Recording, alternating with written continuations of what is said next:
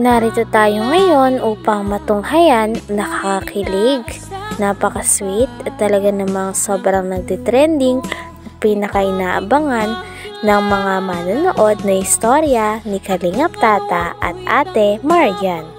Sa pagpapatuloy ng ating istorya ay nagkikwento naman si Ate Marian kung ano nga bang ginagawa niya bago siya makita ni Kalingap Tata nung araw na nagkakilala sila.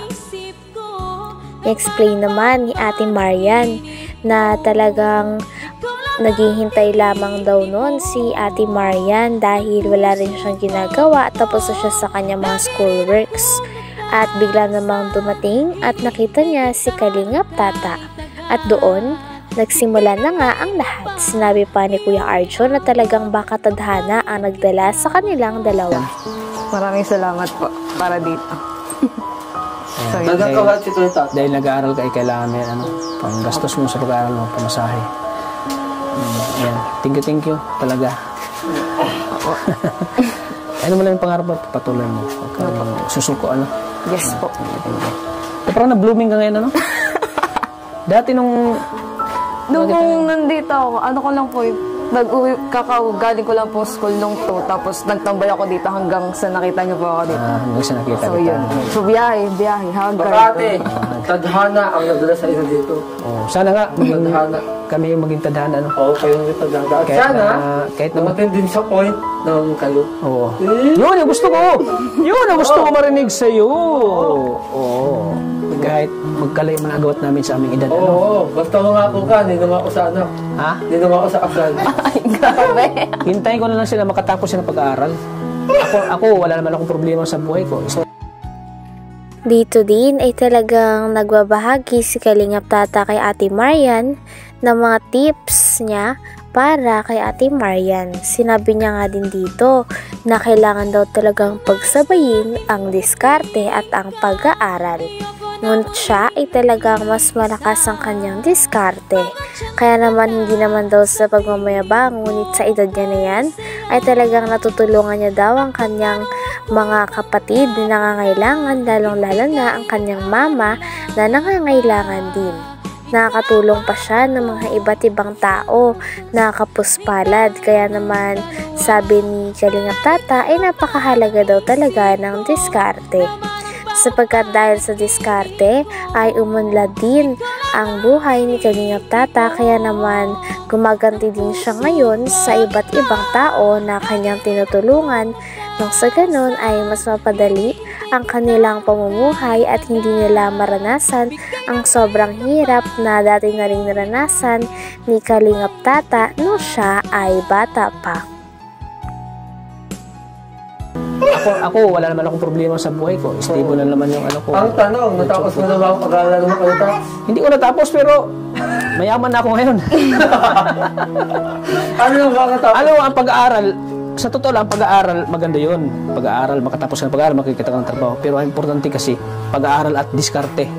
Diskarte na makapagkaroon ka ng pera, sipag lang talaga. Sipag at saka. Ako, wala man ako natapos, pero di siya pinagmamulat kong sarili ko. Wala akong natapos, pero ano ngayon yung buhay ko? Nasaan sa lalo? Stable. Stable na.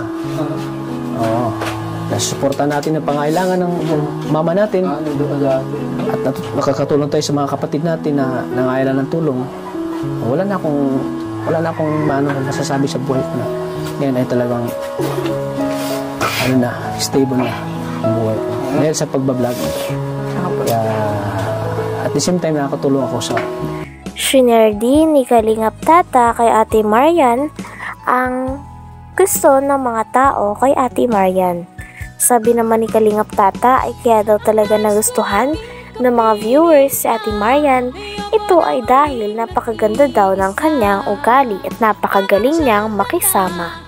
Bukod sa siya ay maganda na, mabait pa ang kanyang asa na talagang go with the flow lang siya palagi.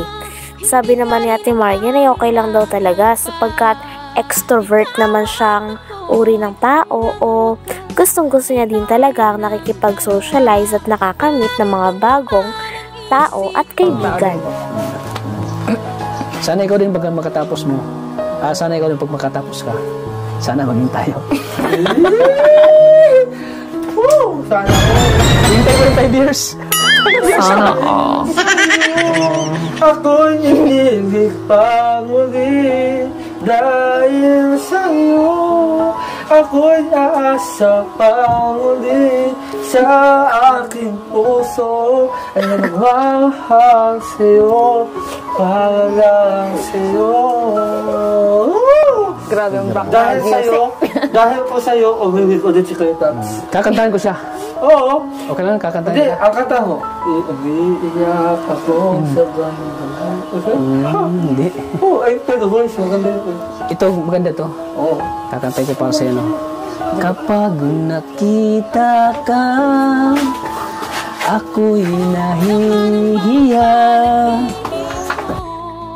Grabe, at talagang ng bandang huli ay kinakantahan na nga ni Kalingap Tata si Ate Marian. Talagang walang kupas talaga, ang ganda ng boses ni Kalingap Tata, kaya naman mas lalo ang natuturn on at mas lalong napapahanga si Ate Marian kay Kalingap Tata. Grabe din kasi ang boses ni Kalingap Tata at talagang parang nabibihag niya kaagad ang puso ng dalaga na kanyang nililigawan sa tuwing siya ay kumakanta. Sabi ng puso ko, ako'y in love sa'yo. Nagsasabing mahal mo rin ako. Bakit ba tayo'y nagkatagpo? Wala na sanang wakas ang pag-ibig nating ito. Marami mang hadlang ang dumating sa isipan mo. Nagsasabing mahal mo rin ako. Bakit ba tayo'y nagkatagpo? Sana all. Wala na sanang wakas ang pag-ibig nating ito. Marami mang hadlang ang... Isang beses naman ay si Ate Maria naman ang nagtanong kay Kalingap Tata. Tinanong niya si Kalingap Tata kung sino ba ang nakapag-inspire sa kanya para maging charity vlogger o ano ba ang dahilan kung bakit siya naging charity vlogger. Sabi naman ni Kalingap Tata ay ang pinaka main reason talaga ay siya daw ay na-inspired. Katulad na nga lang daw kay Kalingap Val, kay Kalingap Rab at sa iba pang mga kalingap na charity vlogger.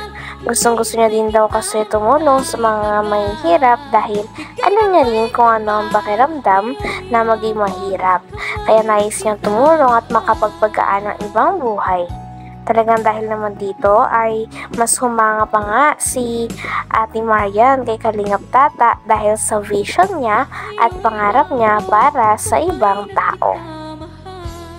Ako, bakit ba tayo'y nagkatagpo? Sana all. Wala na sanang wakas ang pag-ibig nating ito.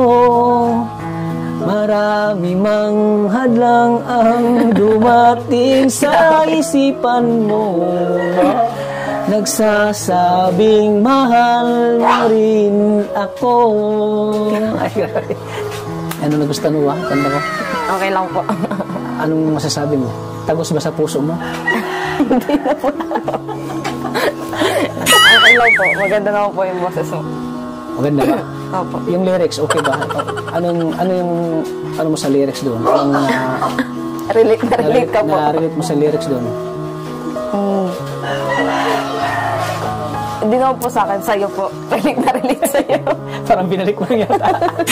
Parang andito lahat sa akin na tumama. Parang wala sa'yo ah. Yung po ano, nagkilala yun. Ha? Nagkakilala po yun. Salamat at Hanggang dito na lamang muna ang ating nakakakilig, napaka-sweet at talaga namang sobrang trending na istorya ni Kalingap Tata at Ate Marian. Maraming salamat sa inyong panonood. Hanggang sa muli. Bye!